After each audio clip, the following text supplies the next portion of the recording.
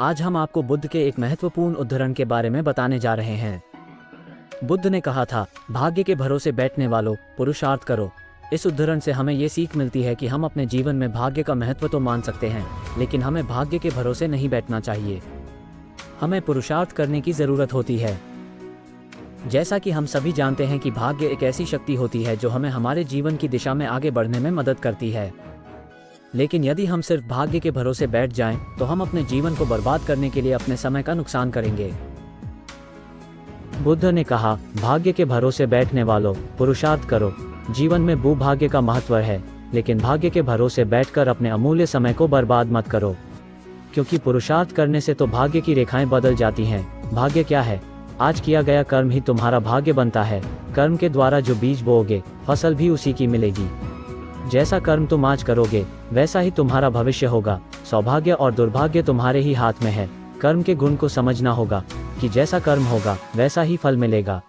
जीवन को सफल बनाने के लिए पाप और पुण्य का बड़ा महत्व है। पूरी सावधानी रखो कि पाप होने न पाए, क्योंकि पाप की सजा जरूर मिलती है। यह जीवन पिछले पापों से छुटकारा पाने के लिए और दूसरे नए पापों से बचने के लिए मिला है। और कोशिश करो हमसे पुण्य कर्म हो। तुम अपने जीवन को धर्म के मार्ग पर चलाओ। तुम्हारे किए हुए पुण्यों से धर्म को शक्ति मिलती है। यह मानव का जीवन बड़े काम का है। इसे सावधानी पूर्वक जीना चाहिए। अगर तुम गलतियां करोगे तो आगे चलकर पशु पक्षियों वाले कपड़े पहनने पड़ेंगे। संसार के नश्वर पदार्थों की इच्छा मत करना, क्योंकि इच्छा का फल बहुत दुख देता है। अच्छे अच्छे कर्म करो।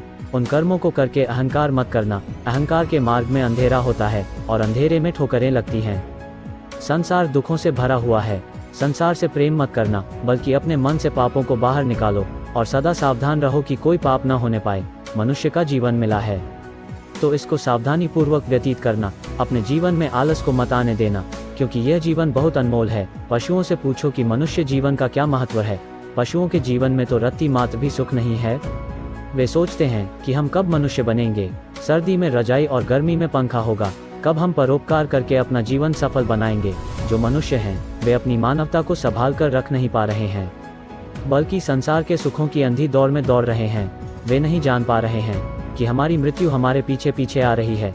मानव जीवन पाया है, बहुत अच्छी बात है। अच्छे अच्छे कर्म करो ताकि मन पवित्र हो जाए, क्योंकि पवित्र मन ही आत्मा को पा सकता है। अपने मन को शरीर में ही फंसा कर मत रखो, क्योंकि शरीर आज है, कल रहेगा या नहीं, यह किसी को भी मालूम नहीं है। शरीर आज नहीं तो कल मिटेगा, किंतु आत्मा सदा अमर है। शरीर की आयु कुछ वर्षों की है, परंतु आत्मा अनंत है। वह तीनों कालों में है। आत्मा पहले भी थी, अब भी है और बाद में भी रहेगा।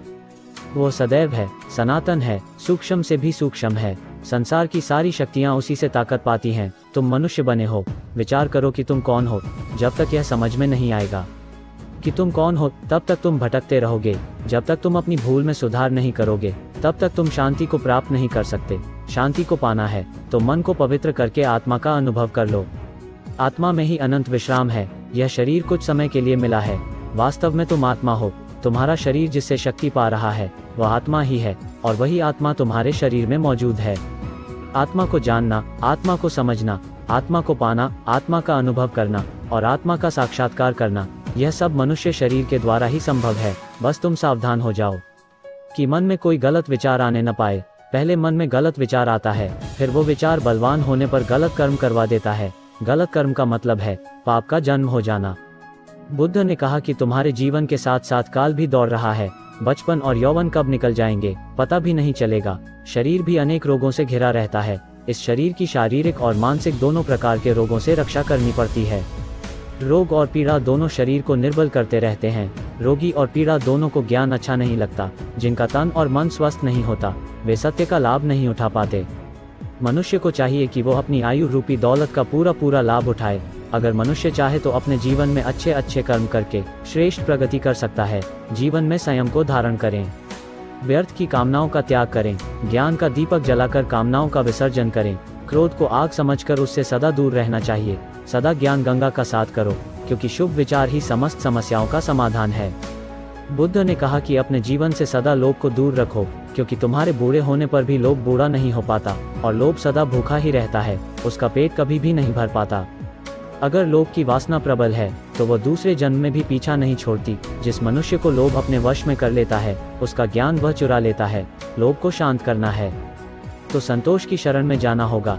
मोह के आकर्षण में मत आना, क्योंकि मोह से तुम्हारा मन बंध जाएगा, और बंधा हुआ मन तुमको बहुत दुख देगा। मन के दुख का कारण है। मन में अगर अज्ञान है तो दुखों से कभी भी छुटकारा नहीं हो सकेगा।